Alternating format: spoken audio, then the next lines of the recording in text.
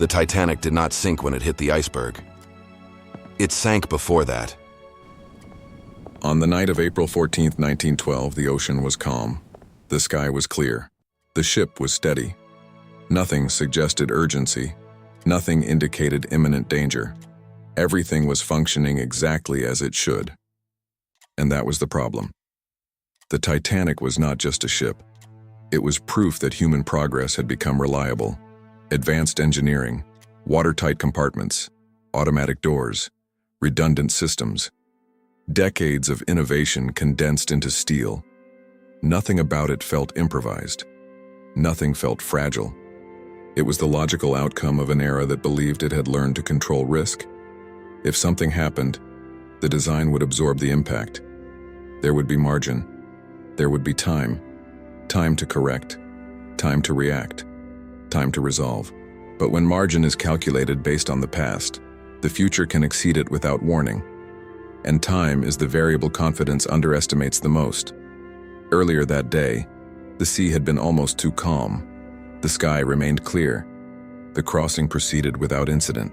Passengers moved through illuminated lounges. The orchestra rehearsed. The crew carried out familiar routines. Nothing suggested urgency. Captain Edward Smith was experienced. The route was well known. The ship was modern. The system worked. Confidence does not appear as euphoria. It appears as normalcy, as decisions that have worked before. The Titanic was not sailing on arrogance, it was sailing on logic. Throughout the day, radio messages began to arrive, reports of ice along the route, icebergs ahead. The messages were received, logged, considered. None were ignored. The North Atlantic frequently carried ice that time of year. It was a known risk, monitored, managed. Experienced captains dealt with it regularly. Reducing speed drastically would mean delay, and delay meant commercial, reputational, competitive impact. Slowing down could seem like an overreaction. Continuing seemed consistent with the available data. Maintaining speed made sense. And that is exactly where the pattern begins. Confidence rarely sounds extreme. It sounds reasonable. The Titanic moved through the night like a silent declaration of technological dominance. Its steel hull cut through the cold water with mechanical stability. The lights remained on. On board, there was a sense of control. It was difficult to imagine anything interrupting that, because until then, nothing had. Systems that work repeatedly create the sense that continuing to do the same is the most rational choice. Every successful crossing reinforced the idea that risks were mapped and understood. Watertight compartments designed to contain damage, modern protocols, calculated engineering. The premise was simple. If something happened, there would be margin. Margin to correct, margin to react, margin to resolve. And when margin feels sufficient, urgency feels excessive. That night, no one believed they were taking unnecessary risks.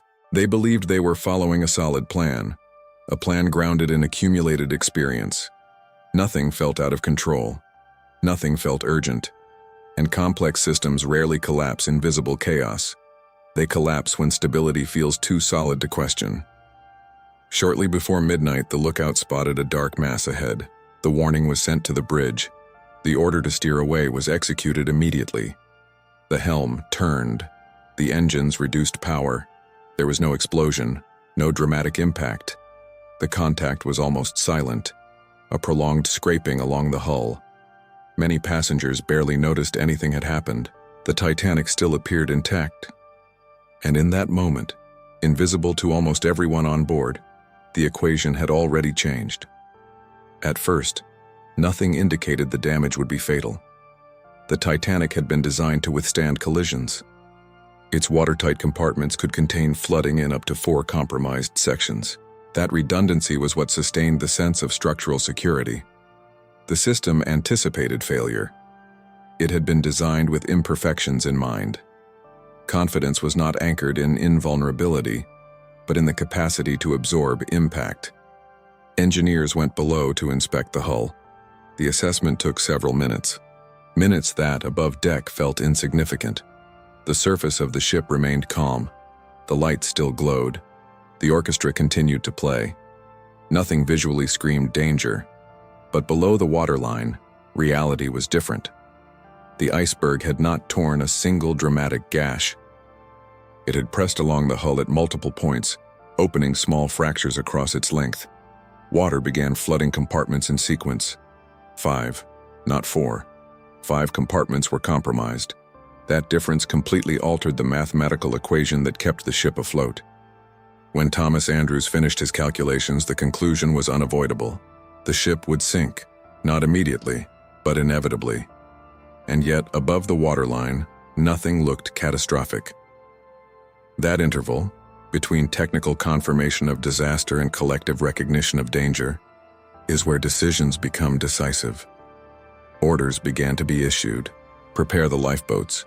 Organize women and children, but there was no immediate, widespread alarm, because the Titanic still appeared safer than the small wooden boats exposed to the freezing Atlantic. Some passengers hesitated. Leaving a brightly lit, seemingly stable giant required accepting that the central premise had been wrong. If the ship was the safest ever built, the damage could not be that severe. If the engineering was solid, there would be time. Time to organize, time to evacuate, time to wait for rescue. That line of reasoning was not irrational. It was consistent with everything that had worked before. They did not panic, because they still believed they didn't have to. The first lifeboats left with empty seats, not out of deliberate negligence, but because insufficient urgency slows decision-making. Meanwhile, below deck, the water continued to rise. Physics does not wait for human consensus. Gravity does not negotiate with perception. Every minute spent trying to preserve normalcy reduced the real margin of survival. Gradually, the bow began to tilt. At first, almost imperceptibly. Objects slid quietly. Doors became harder to close. Subtle shifts in balance signaled that something was changing. Still, there was no immediate chaos. The evacuation continued in an orderly but slow manner. Confidence persisted. It tried to fit the unexpected into a coherent narrative. If the system had worked countless times before, it could work again. If the structure had been built with redundancy, it could withstand one more challenge. But complex systems do not fail all at once. They fail when the accumulation of small exceeded margins passes the point of no return. And the point of no return had already been crossed. Only collective perception had not yet caught up.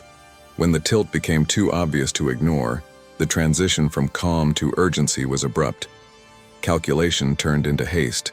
Organization turned into scramble. But late decisions rarely recover lost time.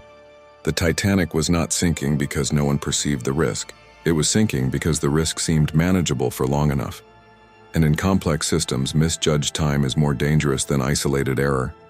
Confidence does not prevent signals from existing. It redefines what feels urgent.